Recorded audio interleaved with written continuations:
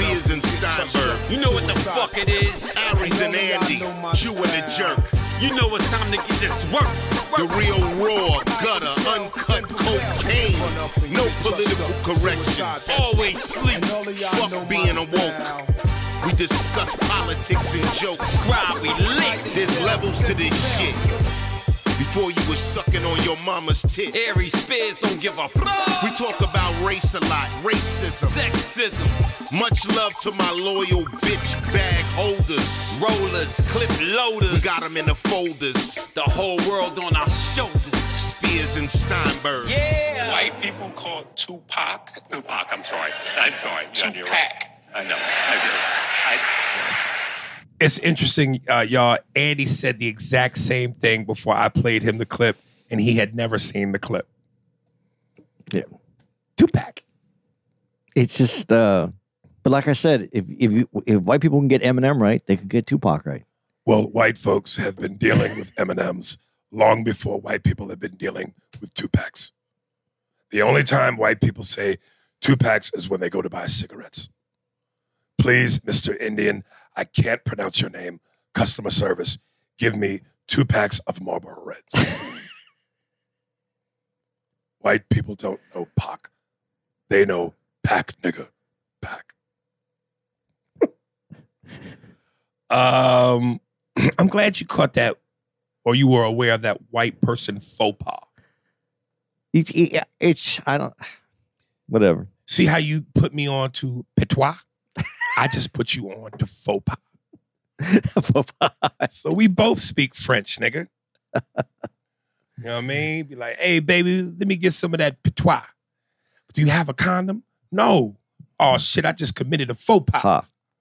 I like it. Yeah. Anything to say while I bring this up real quick? I'm trying to pull this up. No. Well, we're just, you guys, you're catching up to us. This is part 2. This is the 2-part Pac episode.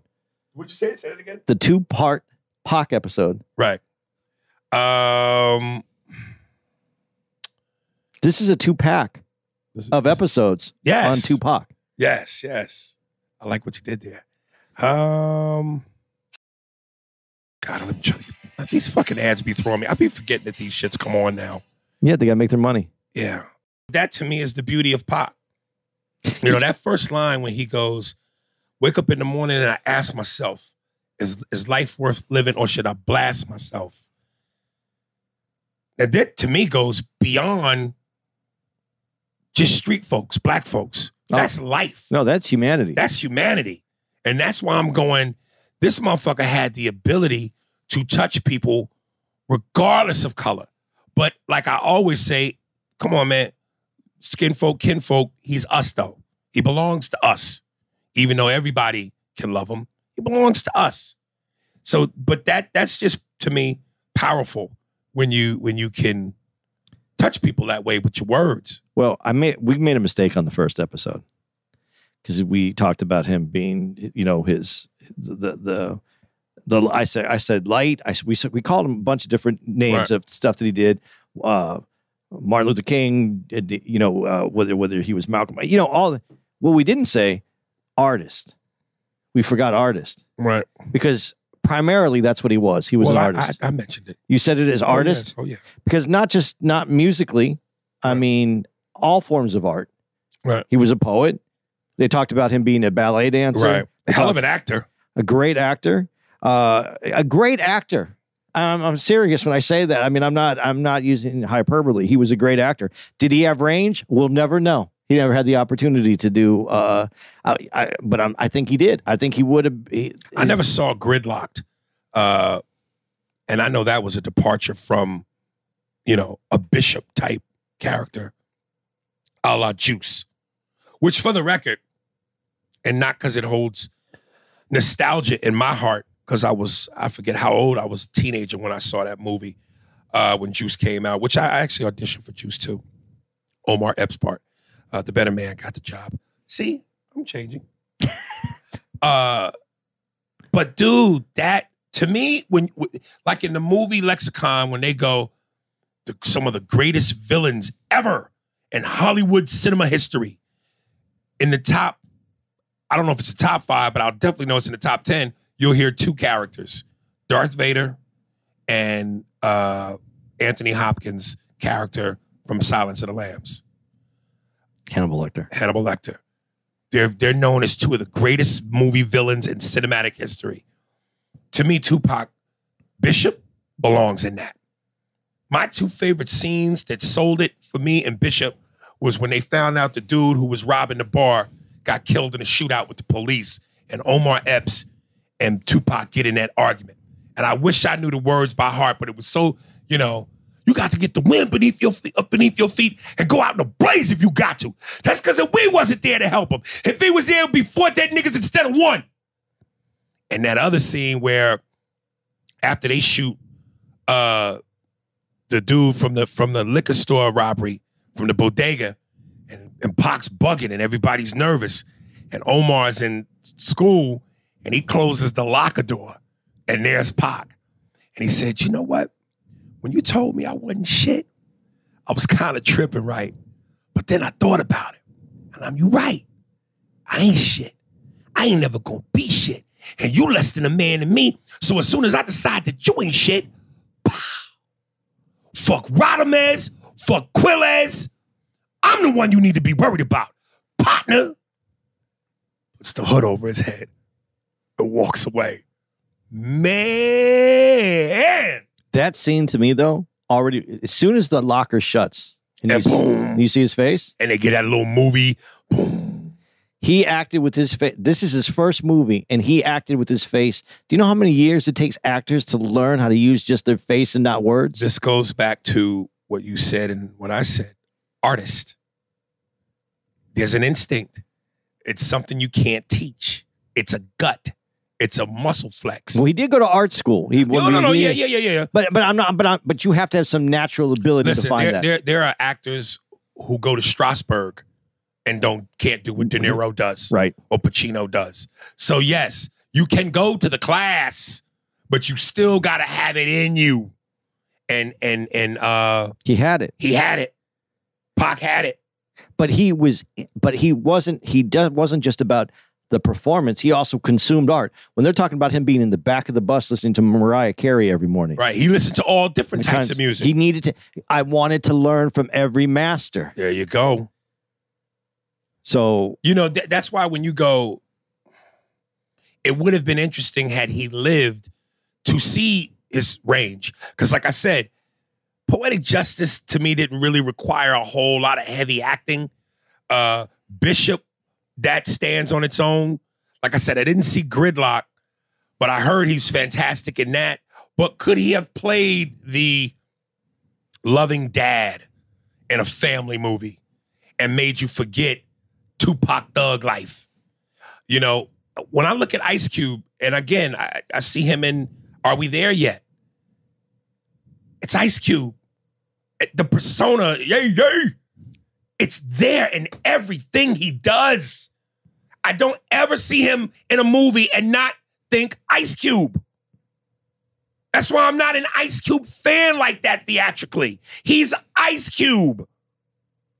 So it would have been great to see if Pac could have range-wise played a doctor, a lawyer. Like I said, a loving, doting father. You never see Ice Cube hit any funny points when he's doing his thing. No. I do. Dude, not the way I go Jason Bateman as the straight man is hilarious. In Friday, Ice Cube is the straight man to Chris Tucker's comedic ba-boom boom. No. Not a chuckle to be had. No. Because again, and I'm not trying to be to the people who are right in the comment, oh, you hate it. Nigga, I'm in comedy. I come from comedy. 33 years I've been doing this. I've studied it. I know it. None of Ice Cube's comedy mannerisms feels like a natural flex. The one where when he's on the one he does on the vacation where he's going with his kids. Are we there yet? Yeah, are we there yet? That one you don't get any. No, here's the funny. You ready? The writer's right. He tries to hang something up on the roof and he's on a ladder. He falls. Ah! He's in the bushes. That's writers setting him up to be funny. But okay, anybody can do that. Show me your own flex. Show me your own muscle. Chris Tucker with Faison in Money Talks in the jail scene. Hey, nigga, where your shit at? That's a flex. Eddie Murphy in the Victor Maitland scene in Beverly Hills Cop. Tell Victor Maitland he has Herblix Siblix 10. Well, why don't you tell him? I think that would be best. That's an Eddie Murphy flex. That's a natural comedic muscle that you have. Hey, he don't have that. He wasn't a comedian. Okay. You know? But this is what I'm saying in the Tupac thing. When you talk about range. Yeah. I think he would have had range. Picture Ice Cube as your lawyer or your doctor. Come on, man. Hand me the scalp. Where my suit? What do they call it? The nigga that helps the sous chef? Not a sous chef, but a sous something that helps the doctor. A sous something. I don't even know. Whatever. Hey, hand me the. We gotta cut this nigga open. Hand me the butter knife. My client is innocent. Man, he didn't do that shit. Let him go. Yay, yay. It's Ice Cube. I get what your point is. And Tupac had something different, but I think he could. Thank you for saving me. You're like, let's get off this before you dig yourself into deeper grave. Because I didn't know if you know this, but tomorrow, Ice Cube is producing a whole series of movies. Yeah, but he definitely had range in life, so I'd imagine he would have range as an actor. Do you know what I mean? Yeah. Yeah. When Tupac said, we need to make changes and better understand each other because I ain't going back to Africa. How do you interpret that? I would think most would say for this heavenly, like, euphoric, your soul has left your body experience as a black person, connect with the motherland, connect with your roots and your history. It's moving. It sounded like he was like, I ain't going back to Africa, nigga. This is his home. This is where he. This is what. Honestly, I'll be honest. Right. This is what confuses me sometimes. I don't see Black Americans as anything but American. So how can when I see the whole the African grab, I don't mean it disrespectfully, but the African grab that's kind of like Mexicans that live here for ages, and if you saw them wearing a sombrero, you'd be like, "What are you up to? That's not you. Right. You're American. This is what we are." But God, this is very difficult because America is still this experiment where we're all here trying to figure it out. That's the other thing. We're all here trying to figure it out. Some people are trying to keep people from figuring it out. That's one of the problems. But we're all here trying to figure it out. But I see us all as Americans. And when I say us, I mean Americans. So to me, I understood that. I'm not going. Why would you go back to Africa when this is your homeland now? This is our homeland. Right. We're all part of this. Right. So I understand that philosophy. This is where I'm from. But I'm going to take this though. And that's part of what he was saying. I'm taking this. I'm not going back to Africa. That's exactly what white people said. They said, we know where we're from, but I'm going to take this.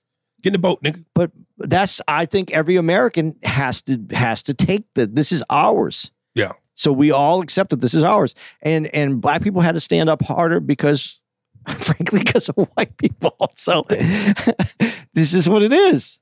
When you say stand up harder, like, what do you mean? Well, I'm saying we have to take it, but it was given to white people. Black people have to actually take it. Right. Yeah.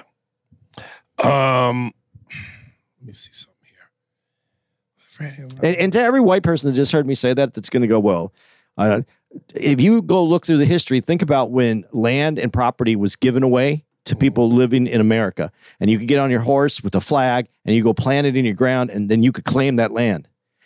Go back through history and look at where black folks were and ask how much land they were allowed to claim. Right. And so don't, because I know people who are Irish descent are going to say, well, we didn't have it that way either. You were allowed to go and get your property. I'm just making sure that we understand what I'm trying to say.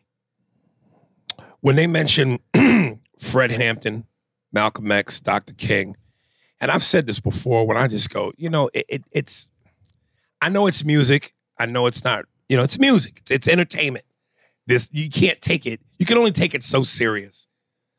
But again, I always just thought it was funny when musicians, artists, poets, because essentially that's what these guys are. They're poets. They're reciting poetry, which is the least non-gangster shit you could do. But when you have this thing where you try to portray this image of you as a gangster, you hardcore. You know, even when they show cut to later, I think it was, I don't know if it was the Rock and Roll Hall of Fame where Snoop, I think Pac was inducted. Yeah, I think, Yes. when they do the 3D. Yes, and he's inducted into the Rock and Roll Hall of Fame, and Snoop goes, nigga, you gangster. And I just, with that, and I just go, nigga, stop it. Fred Hampton, Malcolm X, and Dr. King were gangster because they knew they were going to die. They knew they were playing a game in which they were going to die. Martin Luther King, in his last speech, called it. I may not get there with you. He knew he was going to die. When you know you are going to die and you stick to your cause without wavering at all because you've accepted that's your fate, that's gangster. That, to me, is the hardest shit you could ever do. How do you sleep at night? How you not waking up in cold sweats and nightmares going, when is it coming? You know it's coming.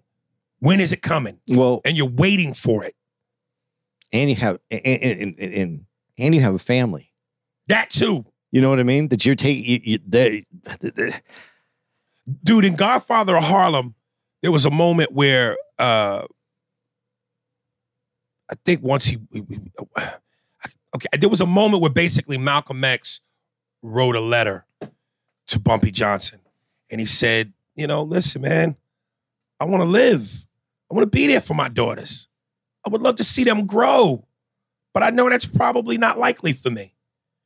And to even more weight to what you said, you don't want to see your kids grow? You don't want to walk your daughters down the aisle? You don't want to help your son develop to be a man?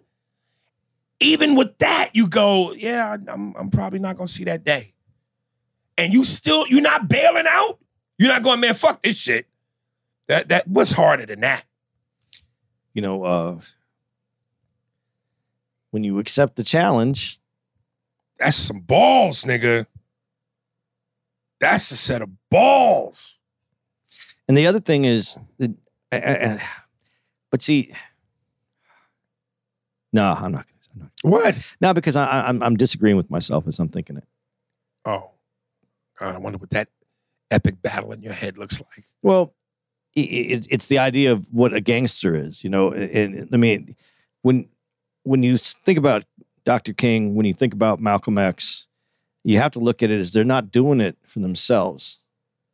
They're doing it for the people. But the idea of the true gangster was for his people. But right. Is it always? The downfall seems when it's not for the people. It seems when it's for themselves. Like political? No, like when personal gain ruins a gangster. Right. But did you ever get the sense from Fred, Malcolm, and Martin that it wasn't about anything other than the people? No. That's why that's beyond gangster to me. That's what okay. that. So I was kind of battling that in my head and how that comes together. Right. But no, they're definitely there for the greater good.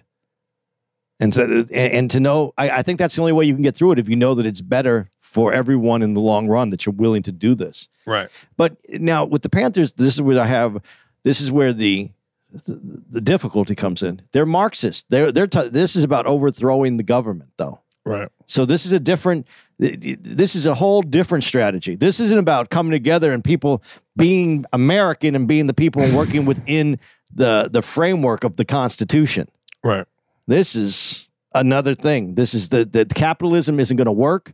Capitalism doesn't have empathy, and it needs to be overturned for the people. Right. But that, in theory, it works. What he's saying, what that movement says, in theory. But we have countless attempts at this that doesn't work. That shows it doesn't work. That it devolves faster than capitalism does. And I'm not. I had a conversation with someone about this the other day. Capitalism doesn't work without a socialist safety net. But communism doesn't work without a capitalist engine. So, which we're watching right now in China. So there has to be a little bit of a hybrid between both. So but one tends to allow more freedom, but it's more corruptible. No, they're both corruptible. Forget that.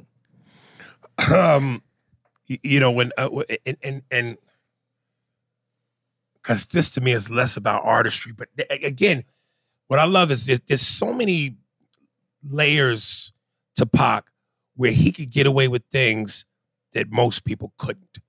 And that comes with a special, I don't know if talent is the right word, maybe talent is one of the words, but that, like for instance, when he spoke at the summits and defied authority, when they said to him, yo, don't curse, you know, watch your language.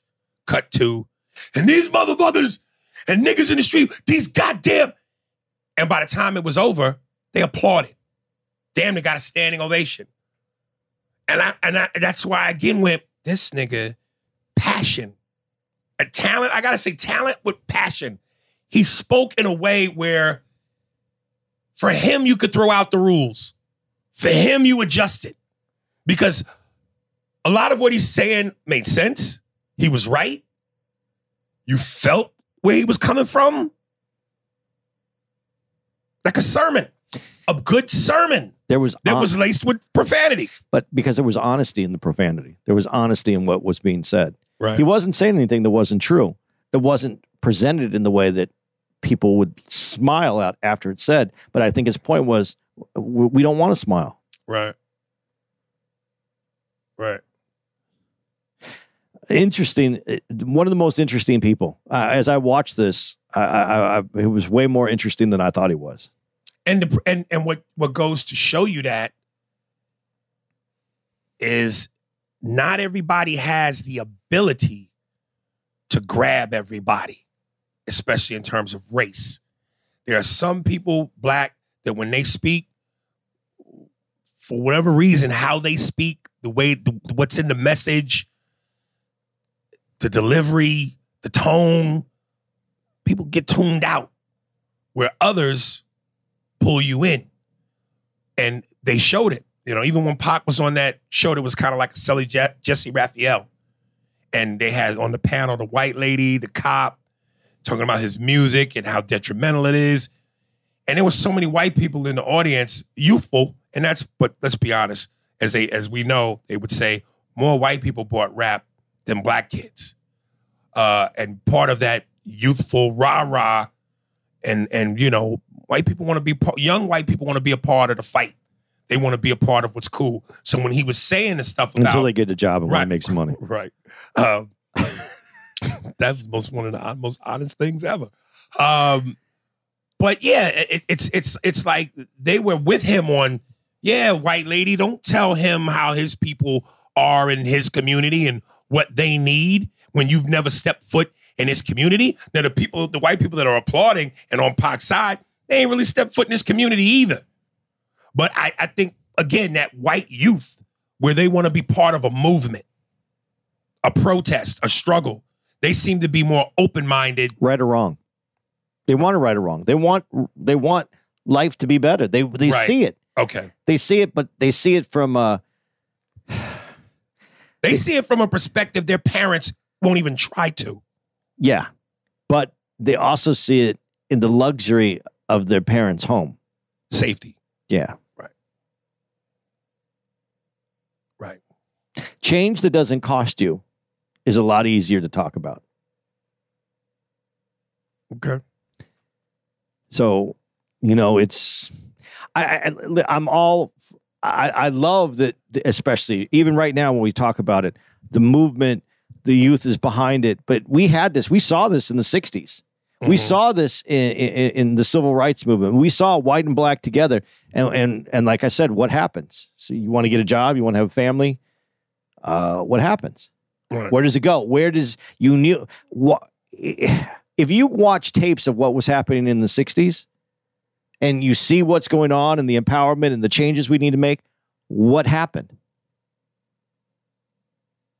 Where'd it go? This is why I as much as that how I talk and how I want things to change, I have I take everything that I say with a grain of salt in it because I know we've been here before. And maybe this group does do a better job than the previous group did. Maybe they take it further and maybe they do make more changes. I mean, incrementally, changes were made. And maybe it is, and it's better than it was then. But why didn't we carry it out? Where was the Super Bowl? That movement was kind of like the Buffalo Bills. It went 4 times for the championship, but it never won. How did it go there? How didn't it go? Look, we saw the movement. We saw the people, black, white, America coming together, want to make the change. So what happened? And where are those people? And wait for making this country the way that they saw it. Where did all that go? Did it happen when King's killed? When Malcolm X is killed? When John F. Kennedy's killed? When Robert Kennedy is killed? Was that the pause? Did that kill it? I mean, I'm being honest. I don't know if that was enough to kill it. But and this is when I go to the safety of your home. If you saw that was happening and you saw them trying to kill it, do you run back to the safety or do you fight harder and stronger? Right. And I think we know what happened.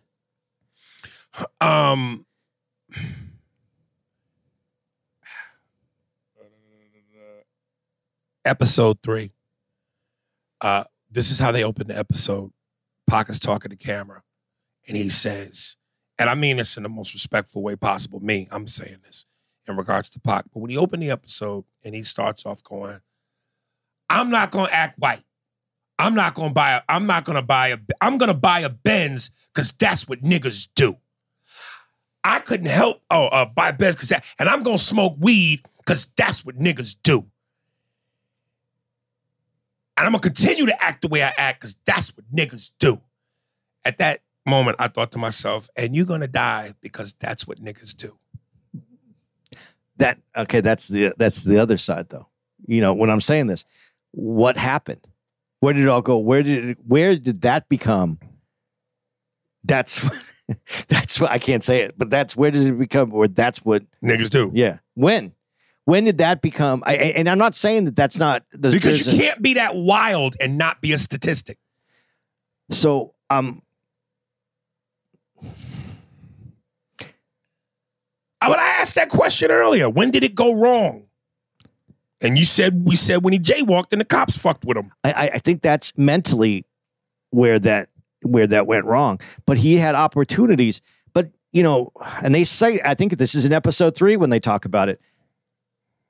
I forgot who said it to him, but he said, you can't trust every black person. You can't trust, you can't, that's going to be your downfall because that's who's going to come get you in the end, basically is what they said. That's who's going to come for you. And that's who came for him. Because this, and then this is what I want to say when we talk about, and you said to me about, when I'm talking about financially, the system, what turns black people on other black people? It's the finance. It's the money. It's the economy. People see someone with more. This is what turns everybody on everybody. Actually, it's with more. Well. And that's that's where this turns. Because people become jealous of other people that had opportunities that they didn't have. Whether they don't understand that person might have went and did things to create that opportunity, that doesn't make a difference. It was still opportunity that they didn't have. When Mike Tyson tells you have to cool out, that's a sign, nigga. Mike Tyson, when they interviewed Mike, and Mike said, man, I told Pac, man, chill, man. You got to cool out. You're going to be in here when I'm just coming out. Right. And if there's anybody you would have thought would have ended up like Pac, it was Tyson. But, all praise is due to Allah. You know what I mean? He's older, he's mature, he's better. I wish Pac had the same fate. But here's, listen, the same thing that saved Tyson, though, don't you think that cost him a little bit of who he was in the ring? Don't we? The same thing that saved Tyson. The same thing that saved Tyson was him getting old, a little mature, looking at life in a different way. No, did he lose a little bit of his edge from that or not? No, I think he had already lost his edge before that. maturity. Because again, when he came out of prison, he said, you know, he really didn't want to box. He's doing it for the money, and he was coked up half the time. Okay, so that's fair enough. Yeah, but he did age, and he did find some peace. Yeah, like he wanted the peace. He didn't want the that right. I think this is just, but I don't think, and this is where it gets. If you put people in economic depression, because Pac talks about it in episode 1, we're poor, we're broke, we're broke, we have nothing. Right. No matter what you are, black, white, wherever you come from, as we watch immigrants coming here from other countries that have everything taken away from here and they start at nothing, people either rise or fall. And the ones that fall, but others rise. What's the difference? There's black people that have been very successful through all this. So there is a difference. Is it luck? Is it what is that difference? And then you have Pac that's rising. He's got past certain things, but something keeps pulling him back. And what is that that's pulling him back? Yeah. You know, what's that's pulling him back is, again, to be 24, to be that young, with money and fame and knowledge and a little ignorance, and nobody, again, no father figure or strong enough presence in your life to help you and guide you a little bit. It's a hell of a path. Well, you say no father, but his mother was in rehab. He loved his mother, but she's in rehab. He didn't have a mother either, really, at that time. Then that had more to it. So, I as you take these pieces and you know as you're putting this puzzle together of what causes it, look at the inequities of some people's lives. I'm not saying that what I'm saying is you can point to the black experience having a lot more of these issues, but we can point to people that have these issues that aren't black, and you can see that this has this kind of effect on people, no matter how talented they are, no matter how much education they get, no matter what opportunities. These pieces remove part of you, and then add the culture and him going down the street as a young man, finally coming up where you're starting to feel good. Remember, he says, "I'm broke. Now I have some money. I'm going someplace." And what happens? Someone beats you down in the street to make you feel like you aren't shit. And where does that leave you? After all that, after being that kid, going through everything that he went through, and that's the experience that you have, and they tell you you ain't any different than when you were poor, you were broke, you didn't have anything. Yeah. I that's why I keep going back there. I think that has to be the point where that's the fuse. The fuse is lit. I don't know how long that fuse is, but that's the fuse that's lit. And then you have that experience, and now you're coming to go see. You're coming to the recording studio and you feeling good, and who is the one that jumps you? Who's the one that shoots you? The people that you thought you could trust. And then you get convicted for a rape you didn't do. And then he didn't get convicted for rape either. He got convicted for being there. For being there. The guys that raped her didn't even get convicted. Right. So how is that even? Yeah. Who are you coming after? Now I can't trust these people. I can't trust these people. The system is going to put me in jail for something I didn't even do, but I was there. And these other guys, do you have a place to turn anymore? Right. My mom's in rehab. I got no father. Yeah. Is it surprising? My influence or my fake father figure is Suge Knight. Well, and that's funny though, because now just take this for a second. Suge Knight is that. How did you describe him? What did you say about him in the first episode? The devil and the devil was a person. Okay, but he came across as hard male figure. His upbringing, where he was to look up to Black Panthers, what were they? The idea of them: hard, solid, strong men. But there's a difference though. Yeah, I know that there's a difference. But when you're coming up as a kid and you're looking up to people that are strong-willed, and then you see this guy who is strong-willed, sometimes you don't see the difference. You just see a strong man. You that was what you were looking for. These are the people that my mom was with, the Panthers, strong men. And then you have this guy who comes in who says he's going to take care of you, and he is a strong man. but he doesn't have your best interest at heart. And again, you're in your 20s. And you're in your 20s. And you're looking for that. You're looking for someone who's going to be And that you person. don't know no better. Yeah, that's whew. So everything about this guy who is so smart, so talented, but nothing is making any sense. What's adding up? What's adding up for him? Yeah, this is one of those where I can't imagine, because I'm not in those shoes, nor have I ever been close to being in those shoes. So it's easy to judge from the outside looking in. But when you factor all of that, that's a lot of weight for a 20-year-old. Yeah.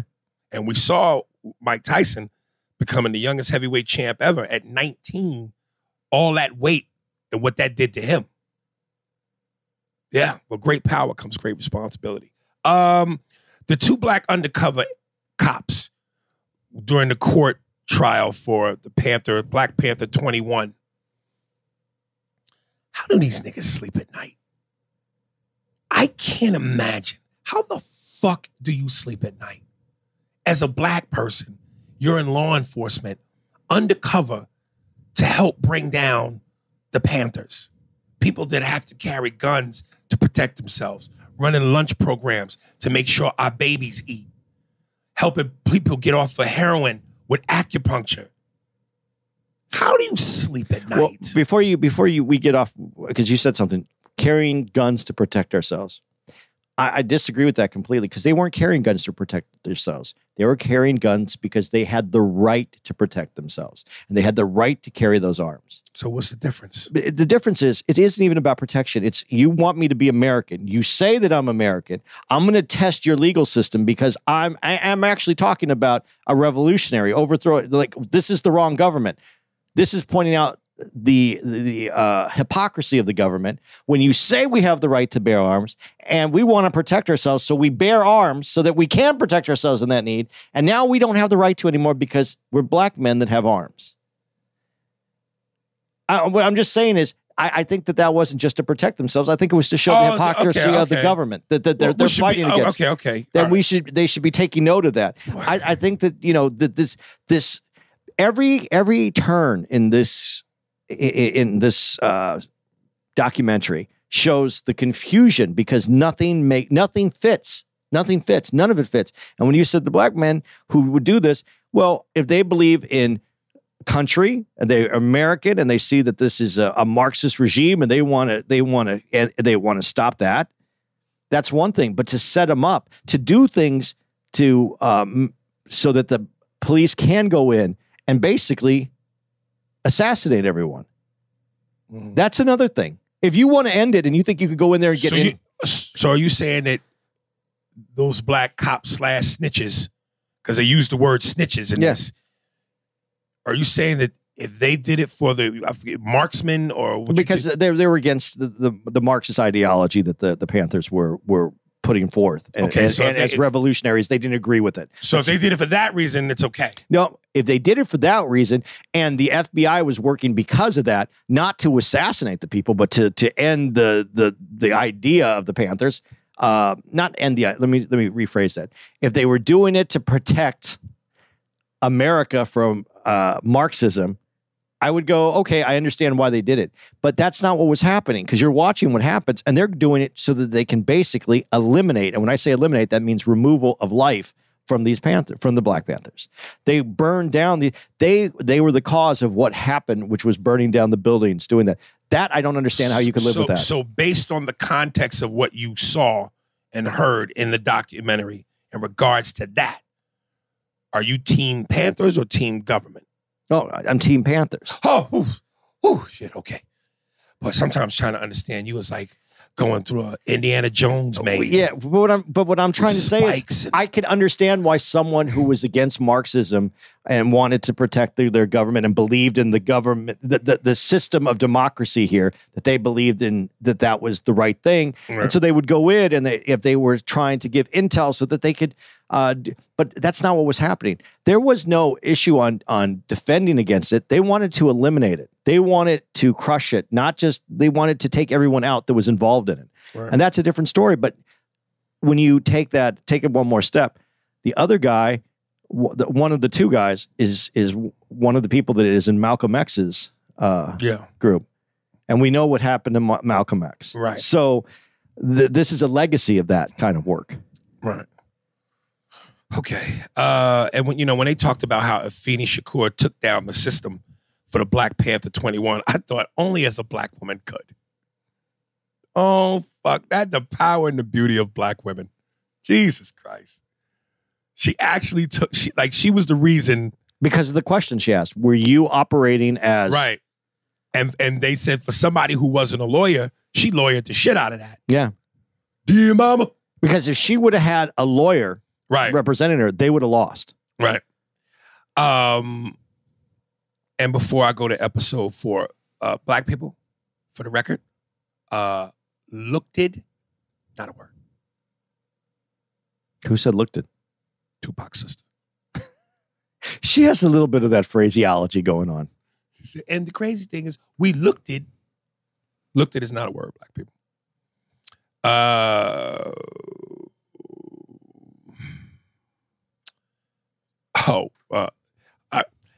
3 of my 4 notes in episode 4, we already covered. So I only got 1 note really in episode 4. It wasn't even a big, well, actually 2. 1, man, they really, given what this documentary was, given how it played, it made me realize they really dropped the ball on that Tupac movie.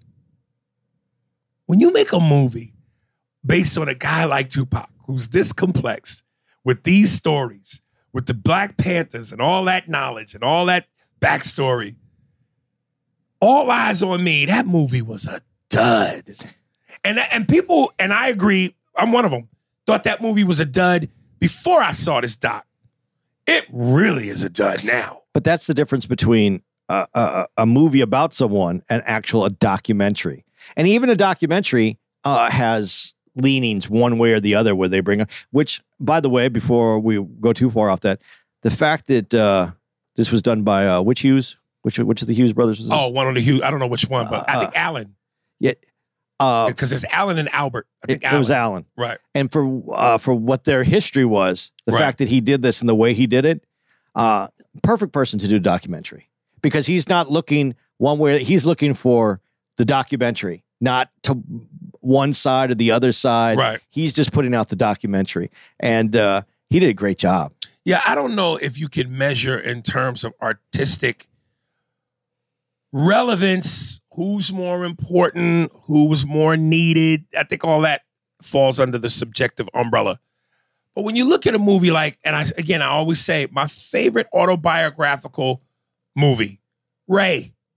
Jamie Foxx's Ray. That movie is a masterpiece from beginning to end. Performance, the music, the storytelling. Mwah! Yeah. But Pac movie. And again, I don't know who's more important, Ray Charles or Tupac. I don't know who's more needed, who changed the game more, Ray or Tupac. Does that matter? I don't know. But if you're gonna tackle a Tupac, who's a complex, intriguing, what's that word my manager used when he was describing me? God damn. I forget the word, but when you just taking on somebody that's that explosive, you want to get it right. Yeah, but go ahead. When you talk about the Ray movie, though, that movie's to show you some sad things, but it's also a triumphant movie, isn't it? Okay. You don't think Ray's life was much sadder than that, much more difficult than that? Than what they showed? Yeah. It seemed pretty sad to me when it needed to be. Yeah, but when he goes, but how he knows that they're counting the money, and he, just all those things, all the times that he polarizing. That's the word I was looking for. Yeah, there's a lot more. I think if there was a documentary that they went into the details on how he got through life, even in the beginning, it would be a lot. It would be a lot darker than what we got out of the movie. Okay, maybe if I saw a Ray Charles documentary and saw that, I would go, oh, okay, I see what you. But from what I saw, they did a pretty damn good job. I think it was a great movie, but I think a documentary really shows the belly, the underbelly of what's going on with someone's life. and why they got to this point. Because you know, he's addicted to heroin. They don't really give you the. We know that he's addicted to heroin in Ray. Right. But they don't give you the you know, he tried it. He did it the one time. Oh, come on, man. You know, Right. and okay, now he's a heroin addict. They didn't go through the pain that someone goes that they're covering to become this heroin addict. Right. Anyway, we're getting off topic, but that's No. I think documentaries, I think true documentaries don't have to give us anything that we have to enjoy. Yes. And again, when I love when they cut to Tyson and he said to Pac one time, and they quoted, he said, "Shut your fucking mouth." This is Mike Tyson telling you to shut your fucking mouth. You know, you need a Mike Tyson sometimes. Me? Oh, hilarious, nigga. Hilarious. That wouldn't that be funny if Mike could just pop in like a snap of a finger, like bling, and just, shut your fucking mouth. Bling. Hey, these guys that do this Mad TV at the end these last few years, hey, Shut your fucking mouth. Hilarious. we should get that on tape and just play that for you. You just have that. You should have it for yourself where you just hit a button and it plays. Right. Shut the fucking mouth. Episode 5. Listen, this nigga Tyson is a wild boy. When Tyson says, you know, I love to fight. When I get in fights, it get me erected. That nigga said erected. Listen, folks, I don't care how much of a badass you think you are. And I'm talking about street niggas. Unless you have a gun and you know how to use it and you're willing to use it. If Mike Tyson or anybody else tells you, but let's stick with Mike Tyson because we know him. We know his history. We know his fighting ability and his one-punch knockout ability. If he tells you that when he knocks a nigga out, he gets erected, run. Because if he gets erected, depending on what his mood is after the erection, he might not want it to go to waste.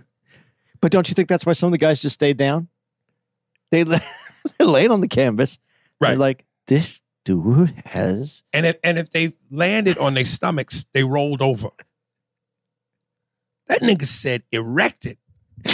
You see, go back and look at all the videos. Watch him like hit the ground, stomach, and then you just watch him roll over. Right. Yeah. Fuck that.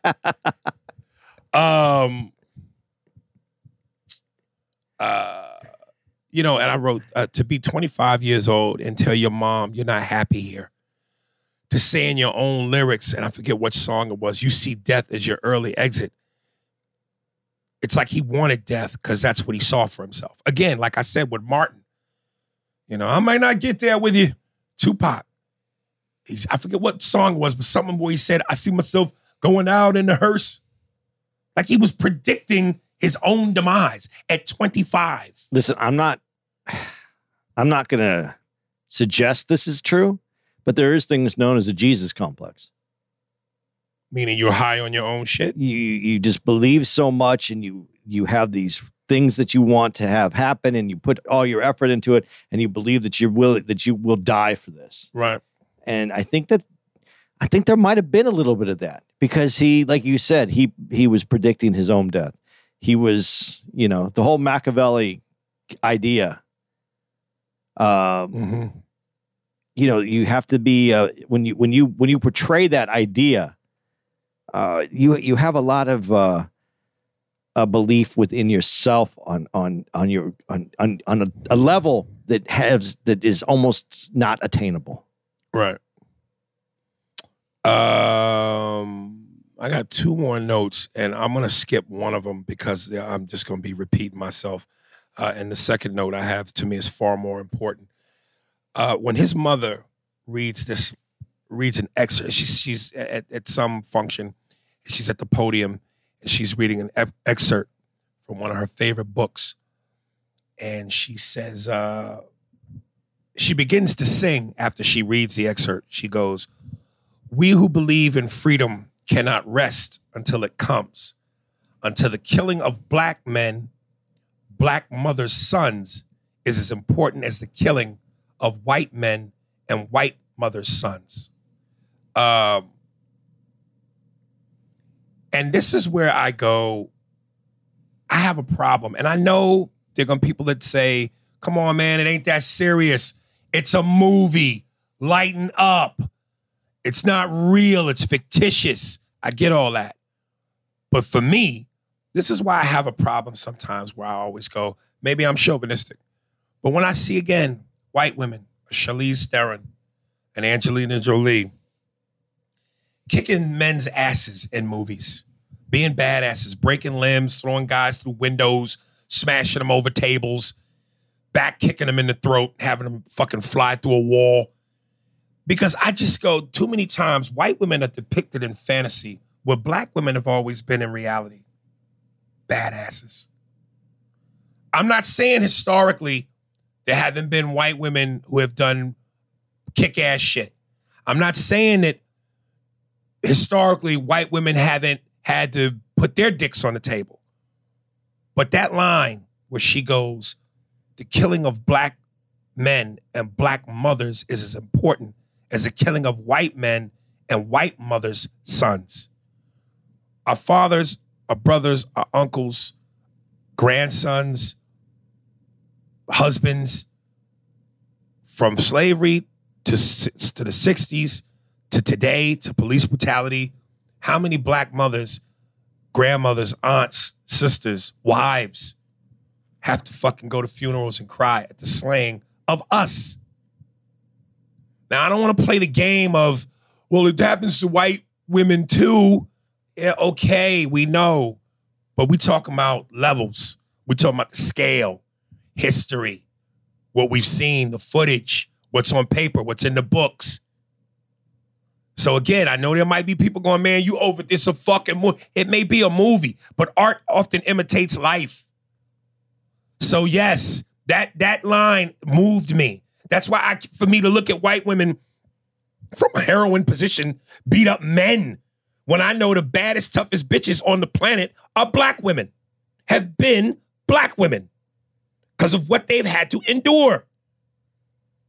You know, when a black woman's husband has been flogged and whipped, and she's the one who's mending to his back while his pride has been decapitated, while his manhood has been decapitated. And it's his woman that has to fix him and raise him up to let him know, you're still a man to me. You're still my husband. You're still ruler of this house, even though white society emasculates you. That's a different kind of courage. That's a different kind of toughness. So, sorry, but not sorry. That's why I jokingly said jokingly. You know, it's always funny to me when, you know, white girls, especially when I see it on social media, imitating black bitches, talking that talk, snapping them fingers, rolling them eyes, cranking that neck, yeah. And you slap the shit out the average white bitch hard enough, she turns into tears. She folds like a lawn chair. Whereas black girls, girl, hold my earrings. I know this nigga there. Black girls fight, man. Black women are fighters. Okay, your turn. You know, all right. You're going to have to listen to the whole thing, though. You listen to my whole thing, so Yeah. go ahead. You know, when we do these comparisons and you talk about things and you get deeper into it and the years, I will say that I think most peoples that were on the earth throughout the period of time, and if we're going to use race, color, origins of people and make them racial, everyone has experienced some type of hardship. The black hardships were in a time that's closer to all of us. So it seems even more prevalent. But what I will say, without even going through all this and saying, yeah, well, this is this, and people experience all this. To your point, I will say this, and I don't think I've ever said it this way, so I will say it right now. If we go worldwide, and it may be better today than it's ever been, but let's just go worldwide in my lifetime and your lifetime. Can we say undeniably the value of human life through our lifetime, I think there was always a lesser value placed on black people than white people. All right, let me rephrase that. Black people from, I have to leave it at that. Black people to white people. In its crudest term, because we know that there's different kinds of white people too. But I'm just talking about worldwide, globally. I do think that there was a different value. So when you say that, when she says that, black sons, white mothers, it's just as important. However the quote is, it's not deniable. It's the reality. I'll always say to you, I can't give you that, but I'll give you that one because I think within my life, I'm going to take from what you just said. You didn't have to give it to me. I took it. Yeah, you took it. But I think in our lifetime, and I think it is changing. And my concern is, when do we know that how do we know that the change has occurred? Because there's injustice no matter what. But how do we know when it's there? I don't know the answer to that. But what I do know is without experiencing your life and understanding how it is to walk in black skin, I can say from a perspective of looking at the world and how certain things are handled, certain things are treated, how some things come to prominence, how other things are kind of pushed aside. Yes, black life was always undervalued over white in our lifetimes. Mm-hmm. I'm not going to say that history there wasn't. It could have been different in other times in history. But we're closest to this time right here. This is the times that we're dealing in. This is the game that we're playing right now. And I think that I don't think there's any denying of that. So what you say, I don't think it's hyperbole. I think, or what she said was hyperbole. I think it's true. Yeah. So I don't think I can unclench my fist. I thought I was going to have to fight Andy on that one. I'm sitting here listening the whole time with my fist like, let this nigga say something. Well, but then I went, no, okay, he gets it. No, but I have said in the past, and I do mean it, there's been experience as people have been people have been treated poorly. All races have been treated poorly through all history, through all periods of time. Everybody has had their time, has had to turn up in the shit box. Right. But we're talking about the one that's within our lifetimes, not historically, within our lifetimes, within our understanding. And I don't think that anyone could say throughout the world. I'm not even saying the United States of America. I'm saying through the world. It's always been, there has been an undervalue of black life over white life. It makes the news. But Patrice's joke is not a joke when you talk about the white chick that disappears in Aruba, and everybody knew her name. I don't remember her name, but and what's this other goofy third word head bitch's name? Lourdes or something goofy. Right. That's the best, and that's a comedian's job, is to be able to make you laugh at something that is obvious. Right. But that is the truth. That is the truth of it. Yes. Everybody, it was advertised. The media was on it. Everybody was talking about it. I like when he said, the baby go missing. They looking for days. He goes, remember them 4 black football players in Miami? They looked for them niggas for 8 minutes. They sent somebody to the edge of the beach and just went, nah, we don't. They're dead. Yeah, that motherfucker's dead. But yeah, so to your point is, no, I don't disagree with that at all. That's truth. Here. I think we're done. Yeah, I'll give out some dates real quick. Yeah. That's good because we're almost out of battery on this thing. Anyway. Right on time. Guys, you're listening to this. We're at Cobb's Comedy Club in San Francisco. That is June 1st through the 3rd. We got 5 shows. Come on out. Pittsburgh Improv, June 9th through the 11th. DC Comedy Loft, June 15th through the 18th. And then the return to Arizona, Tempe Improv, June 23rd through the 25th. That's where you're going to find us. Oh, yeah, I'll just throw these two in real quick. Irvine Improv, 6th through the 9th of July. And then the Punchline, Sacramento, the 13th through the 15th of July. Guys, get your tickets. Come out and see us. Get your tickets early, man. Yeah. My man. Can I just say something that's kind of a little off? About the Tupac thing? No. About getting your tickets early. Okay. Yeah, go ahead. Black folks, I'm going to talk to you for a second. Oh, shit. You can get the tickets before the day of show, right? Yes. You can, right? So black folks, make a commitment to a time and a space. Come out and see us. I'm saying it only because we go to shows and we see what the numbers are. And then the day of, everybody comes out and loves Aries, loves the show, but we didn't know you were coming. Can you commit a little earlier? I'm asking. When the white boys speak, you got to listen. Come get your tickets. That's the mission. I'm telling you, you got to come early. I done said it. Now you heard me. You know that's why the white people are always sitting up front. Because they got their tickets early. Well, not just that, because black people, we be scared in the front, nigga, because we don't want to be talked about. We treat the front like the police station. Like, do I really want to get in this motherfucker? My man Phil Thrill again. The song's called Arizona State. 07. That's your country. It is. Arizona State from my man Phil Thrill. Watch the Tupac doc, y'all. It's really worth it's it. fucking moving. And that last part when his mother sang the Freedom Song had me with the Kleenex. And if you want to write into the pod, Aries Spears 45 at Hotmail. And don't forget, we're on YouTube at Spearsburg Pod. Pandora, is it not Pandora? What, Patreon. Patreon Spearsburg Pod.